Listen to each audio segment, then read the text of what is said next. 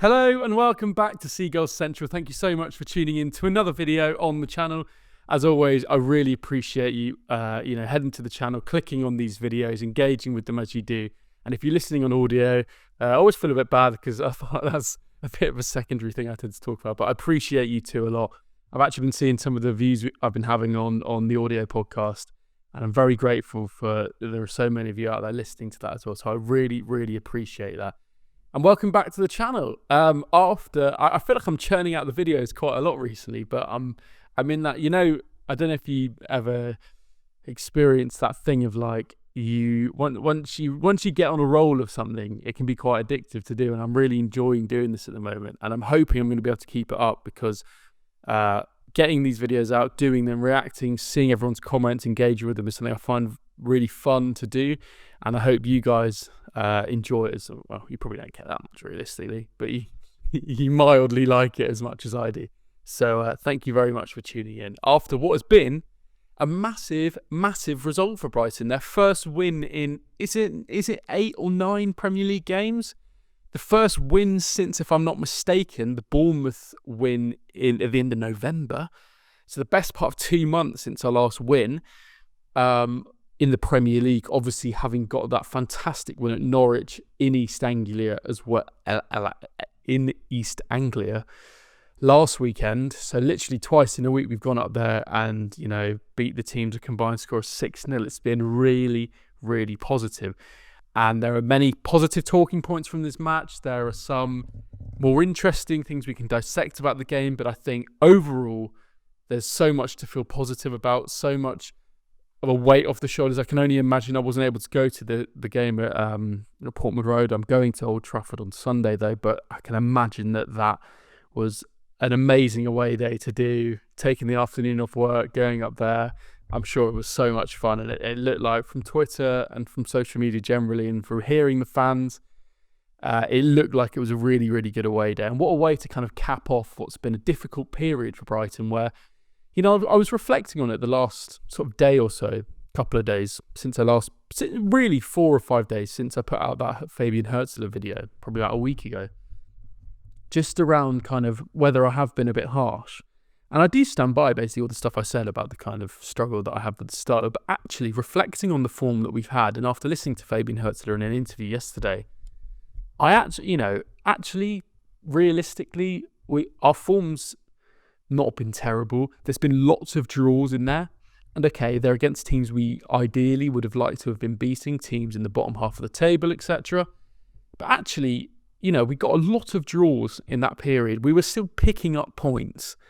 And who knows, that period might carry on. But, we weren't losing games. We weren't getting destroyed. We weren't looking weak. I think it's been a real learning curve for Brighton. And the last couple of years, really, since we qualified for Europe, I think has been that learning curve of how do you approach games differently when you've got a lot of games and you've got a changing squad. You've got to think, even in last season when we were kind of rebuilding after losing McAllister and Caicedo and building for Europe, we had a big turnover there of players as well. So obviously we've had it again. So there is real change across the whole football club. And I think, the team's having to learn a lot, the management's having to learn a lot. And actually to go through a difficult period and still being able to pick up a fair decent amount of points, still be about halfway midpoint of the table, roughly halfway through the season, it stands us in actually quite good stead for the second half of the season to maybe now, hopefully in this period, put a bit of a run together. Now, of course we've got some difficult games in the next month or so. Man United, Chelsea, Everton, I think it's Leicester in there, maybe I'm just fully making that up. But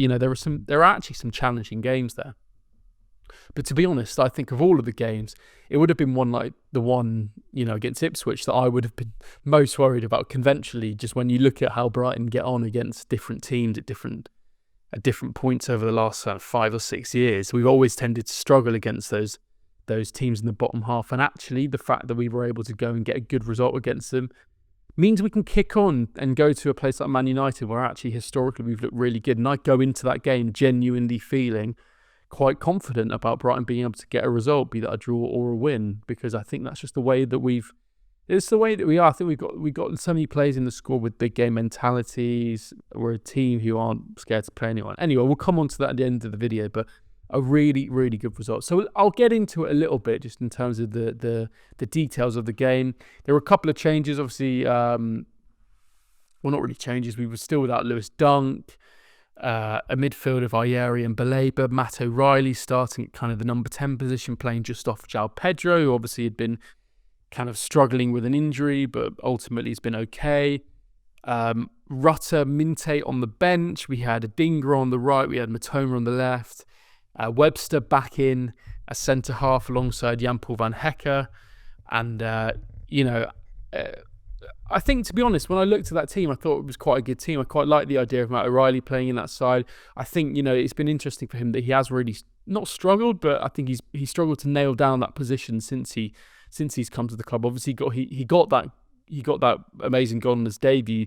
Had the injury, of course, before that, but actually, I think I've struggled to work out what his best position is, and I was really hoping that the Ipswich game would be an opportunity to see him at number 10. We'll get on to how he got on, but that was kind of the way we set up with him at the 10, Verbruggen in goal, right back Veltman, left back Estupiñán. So starting out in the game, I wouldn't say Brighton made a bad start, but I think certainly in terms of momentum, it did look like Brighton had a lot of the ball in the first kind of 5-6 minutes, but actually it was Ipswich who had most of the chances really in the first half as a total.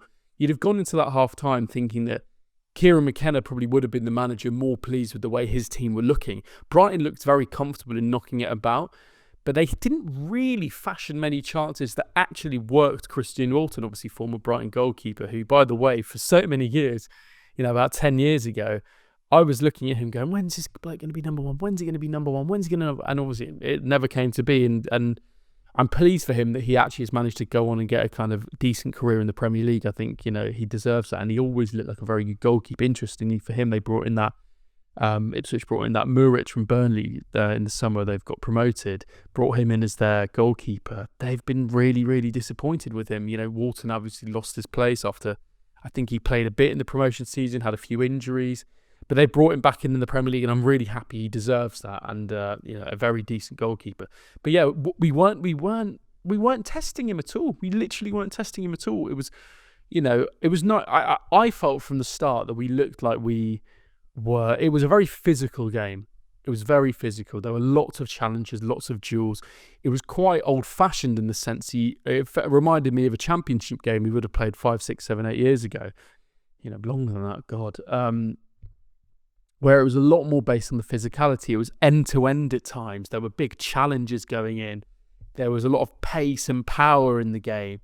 The crowd, although the Brighton fans were taking the mick a little bit, I thought the Ipswich home crowd sounded decent from what I could hear, and it sounded like the whole atmosphere was pretty good. But Brighton weren't really able to make many chances. Now, I wouldn't say that was too much of a concern, but I would say it looked like another game where we were a bit slow to start and we couldn't really find our rhythm. And we'll talk more on the second half as we come on to it, but I think it was interesting the way things changed. And to be fair to Fabian Hurzeler, the way that he was able to make those changes to kind of, improve things for Brighton. I want to make a little mention in this first period while I'm talking about how high intensity and how physical the game was.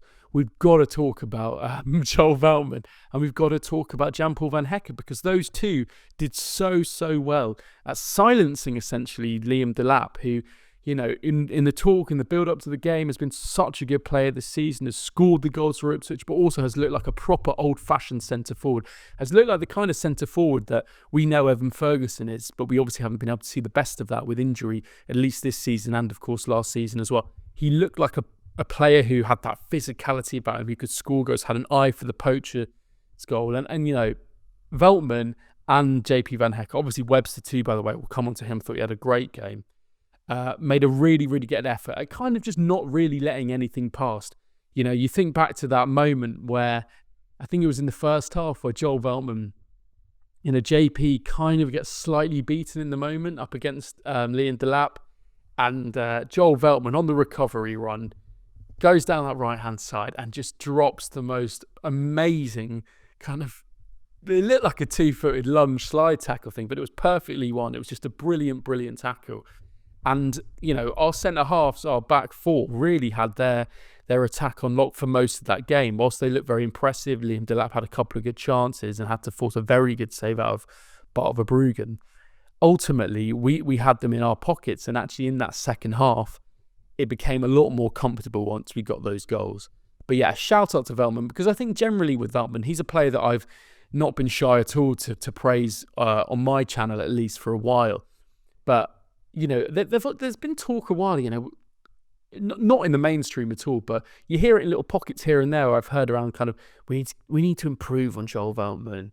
I just could not disagree with that more. I think he's been one of our best signings we've ever had at the club. Obviously, Pascal Gross probably in the modern era, maybe the best signing when you think of everything kind of added in, money and contributions and everything. Joel Veltman's not far off in second place. I think really underrated the adaptability. The fact he was brought on as a centre-half, can easily play right-back, has played most of his games at right-back. He has that leadership quality. I love the fact that he loves Brighton as well. You see on his social media, you see on his wife's social media, they love living in the city. But also he's got that knack that I think I was crying out for with Brighton players for years. I remember in our early Premier League days, even in that final championship season, we didn't really have it. Even despite all the success was, that ability to master the dark arts, which he's done so well. The amount of teams over the years I've seen come to the Amex and be able to do a job on us, be able to, shut up shop, be able to waste time, be able to do the little dirty challenges here and there. And I've always wanted Brighton to be a bit better than that. Joel Veltman is the epitome of that. And in recent weeks, this season particularly, we've seen the best of that. The Arsenal incident, there's been every team he plays against, the opposition fan seems to get so rattled by him.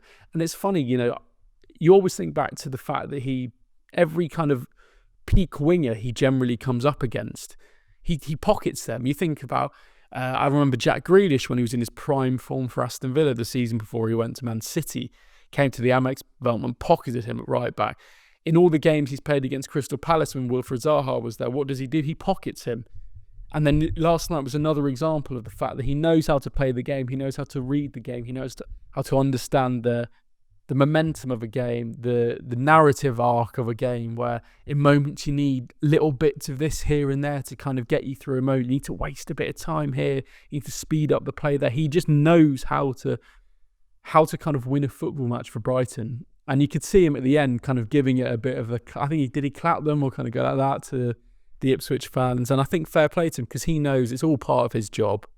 And I think the Ipswich fans, as much as they probably hate him, kind of respect that a little bit, because it's something that, as a football fan, you want to see that in your players. And I think him, and props to JP Van Hecker, they were really, really good at the back. It's Stupinian as well. I want to put a quick word in for him. I think we're seeing him back to his best. A player who's obviously struggled with injuries, but we know that when he's playing well, he can be one of the best left backs in the league, if not Europe, and he's certainly coming back into that form. I'm so pleased. I want to just quickly again touch on Adam Webster, because I think an absolutely brilliant performance from Adam Webster, a player who in the past I've been open about saying, I think, and I still stand by it, a player who probably in the long term, if he wants to find regular minutes, he won't be looking to do that at Brighton. However, if he's happy kind of deputising in that second, third, fourth choice centre-back role and playing games like that and being able to turn up in moments like the Ipswich game and just turn on the performances, if he's happy to do that, then I think we've got to say that it's so good to have him at the club. The leadership qualities, the fact he's a Sussex lad as well, I just love him. And I thought that performance against Ipswich was absolutely monstrous. There's an image I've got in my head. It was in the first half. I can't really remember where, maybe about halfway through the first half. And the ball gets played into Delap. He's wanting to receive it with his back to goal. It kind of bounces around a little bit. It's all getting a bit hairy. What does Webster do? He just absolutely slides in, crunches, does this massive challenge to boot it away. And I thought, you know what? That is just a player who's full of confidence. And he looked like a player actually who'd got his confidence back. Because I think after that amazing period where he looked like such a great player for us, and there were talk of the England call-ups under Potter, he obviously had a couple of injuries, lost his place to kind of Colwill and JP over the years under De Zerbi, even with Hurzeler as well. And I think every time we've seen him kind of come back in deputising games here and there, he's looked a bit dangly and awkward and error-prone and kind of a bit nervous, I think. And I think it's been nice to see a player who actually looks a lot more confident now. I saw it yesterday, he was pinging balls to Adingra at right wing with his left foot. And I just think to myself, That's unbelievable. That's a player who you're only making that pass if you're confident and informed. With the way he was even just receiving the ball on his chest and dropping it down, putting it onto his left foot, playing quick with tempo. You could tell he was a player who was feeling much more confident in his kind of ball playing ability, and we are much, much better for having a player like that on the field. So yeah, to dig into the actual game itself a little bit more, obviously I've spoken about how at halftime probably Kieran McKenna was the manager who was feeling a little bit better than Fabian Hurzeler, because his team looked very good. Whilst we had a lot of possession, they were fashioning the chances. But in that second half, I think Brighton did come out and look like a better side. They looked like a side who was suddenly making more chances. They looked more confident in possession. I interestingly saw at half-time there was quite a lot of chat around Yasin Ayari, who obviously played in central midfield alongside Carlos Baleba. A player who I think Fabian Hurzeler clearly likes a lot, and I like a lot. He was a player who in pre-season I was really excited to get an opportunity week in, week out in the Premier League, after obviously having signed him 2 Januaries ago. It would have been that we signed him. 23. It was 23 January, wasn't it, when we signed him? So he had his loans, had his spells little here and there in the squad. But I think there was a little bit of chat I saw on social media at halftime around Ayari, where people were sort of saying, what does he do? What's he actually offering? He's kind of getting in the way of play quite a bit. And I do sort of get that. I think sometimes he's very dynamic and combative, and he can nip in and out, and he can hold on to the ball, which I really like. But there were times in that first half where I felt like he wasn't doing enough, he wasn't getting forward enough. And actually, I think what changed a lot in that second half were the substitutions, which I'm about to talk about. But also, I think the way Ayari played needs to be mentioned as well. He was getting into little half spaces here and there, creating opportunities for other players, dragging players out of position. I noticed there was one moment where we made a chance, or it might have even been the Mitoma goal really early in the build-up. I think it might have just been a chance, actually, that we didn't score from. Ayari kind of steps quite high up and moves one of the centre-halves quite far out of position, which opened up a massive space for us to then play in. And it's that kind of intelligence, which I think is clearly what Fabian Hurzeler likes about him. And I think in those attacking phases, he can be very useful, if not, even if he's not a really potent goal scorer. But yeah, no, I thought in the second half, we obviously ended up making those changes. So Adam Webster came off, Lewis Dunk comes on.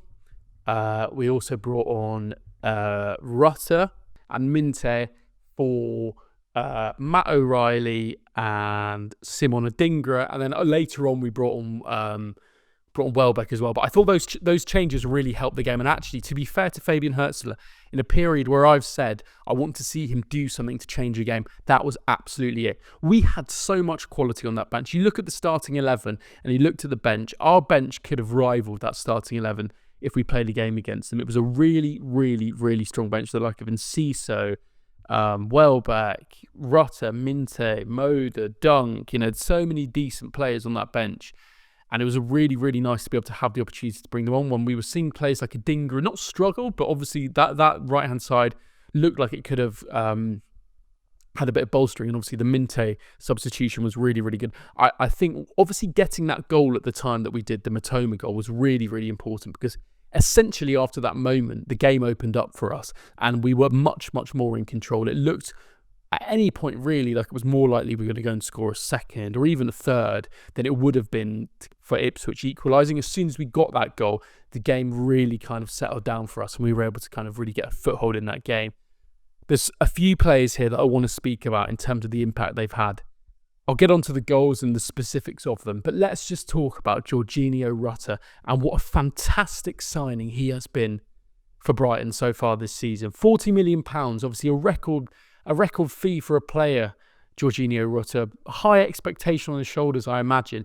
But actually, he's come in and he's absolutely lived up to it. I remember in the first few weeks, there were a few fans going, what on earth are we getting here for 40 million? I'll be honest, and I'm sure there were many of you as well. I saw it straight away. And I remember hearing from the Leeds fans, someone said, and I said it on this, that actually he might not be a player who scores every game. He might not be a player who even assists every game. But what he is, he kind of encapsulates, I hate this word, but it kind of encapsulates the vibes of the team a little bit.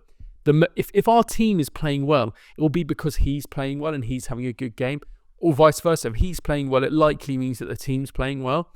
And he can create that momentum. He has that, not match-winning aspect, but that kind of that poster boy element of him where he can actually change the momentum of a game for Brighton. We can be playing a certain way. He can come on, and through his sheer personality on the pitch and his energy, he can change the way a game's going through his hard work and his tenacity and that kind of doggedness that he has. And I think he's a player who is so useful. He's not only just versatile, but we saw against Ipswich, he is massively instinctive as well in the way he plays.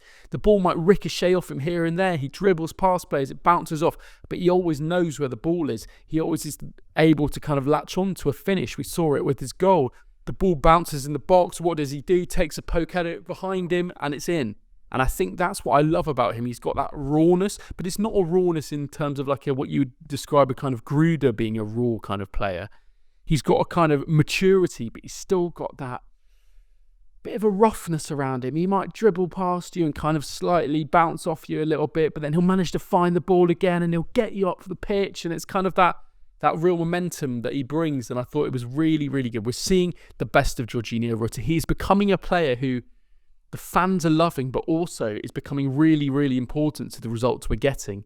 And, at £40 million, 22 years old, you can see why, again, it's fantastic business from the club. He'll be a player who, in 2-3 years' time, big clubs will be looking at to sign them. So you could see him playing for like a Liverpool or someone, in terms of that cop really, really getting behind him. So yeah, I think another brilliant performance from him. Minteh as well, loving to see him back. Obviously, we saw him back in the last game as well. He's a player who's got so much promise, who has, again, that kind of directness that I really like in my wingers, and hurzeler clearly likes in his style. So it was great to see him back as well. And if I just quickly come back to the Mitoma goal before that, because that was actually really what changed the game. Mitoma, I saw a tweet, and I'm sorry to whoever tweeted it, and I would like to give you credit, but I'm unable to remember who it was. So if it was you, please let me know below. But I saw a tweet where someone said they wouldn't mind seeing, say, Adingra left wing and Mitoma right wing, because I think there's something in that. I think the way Mitoma had another very good game, I thought. That ability to kind of just weave and breeze easily past players. He did it again, and we saw that again against Ipswich. But I prefer Adingra off the left, a player who can cut in and shoot. We've seen it in so many games where he does come in off that left, and he has that ability to score goals. He's actually a goal-scoring winger, which is quite rare, really. For a player, that sounds ridiculous, but it's quite rare to really have a genuine goal-scoring winger. So I would like to sort of see him in that position a little bit more.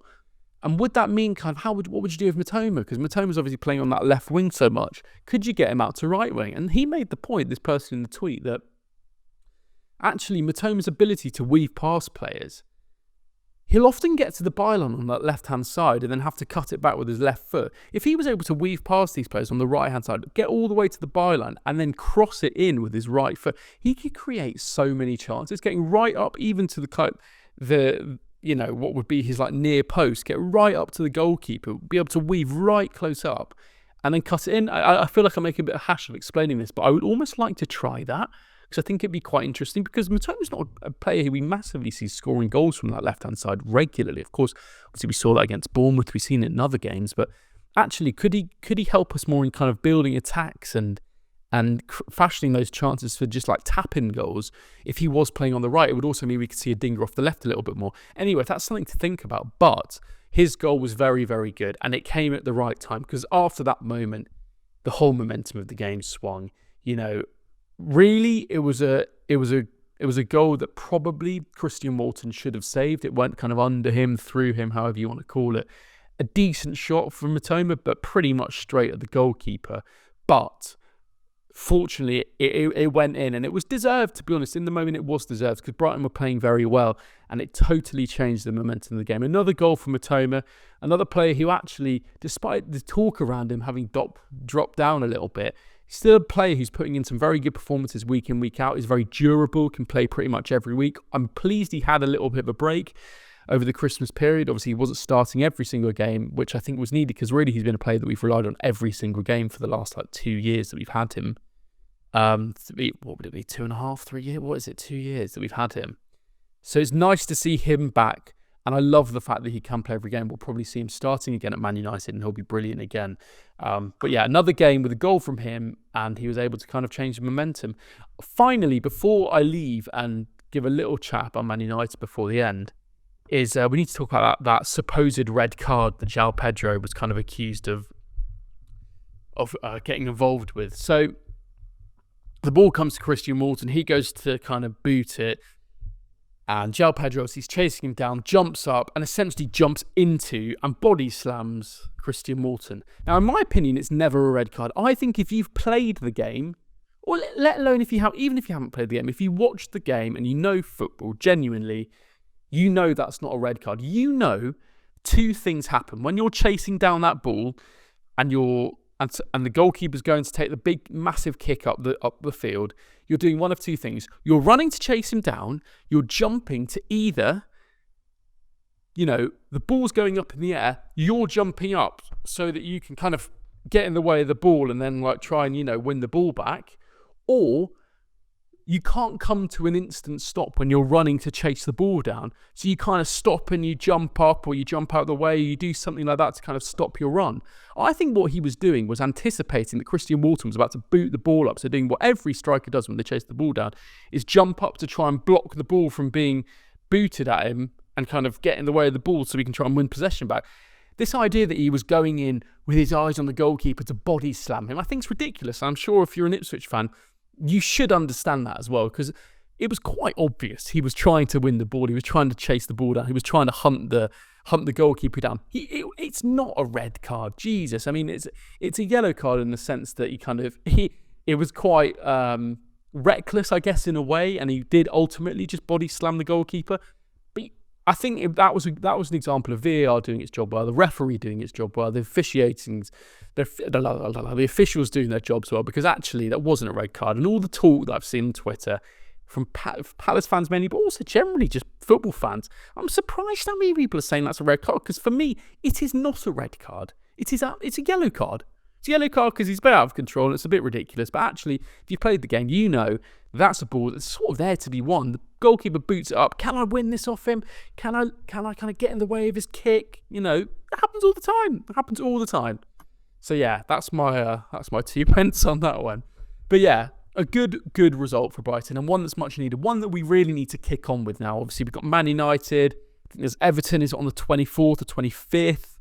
And then we've got a game against Chelsea. I think it's Valentine's night. We've got Chelsea in the Cup as well. So there's some difficult matches there, but a really good position to be in, to be coming off a midweek win and taking that into the weekend to a ground which we're historically very, very good at. And one where, to be honest, I'll say it again, I back us to go and get a result, a draw, whatever, a win. I back us to go and get that. I think we're looking very good. I think Man United under Amorim do look decent in patches. They've got very good players. You think about someone like Amad Diallo. But we've got very, very good informed defenders at the moment. Joel Veltman, Pervis Estupiñán, who I would back, touch wood, that'll be jinx now, won't it, to do a job on him.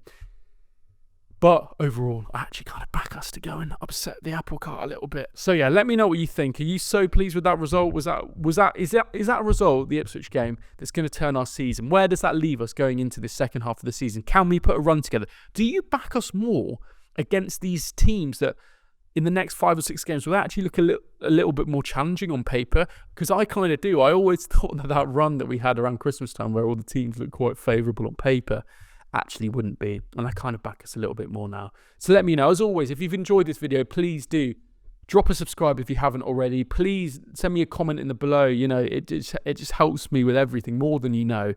Let me know what you thought in that game. How do you think this is going to impact our season? Please get involved in so many ways. I appreciate you watching. I appreciate you getting involved. It means so much to me. I enjoy this so much, and I hope you do too. I will see you very, very soon. And as always, up the Albion.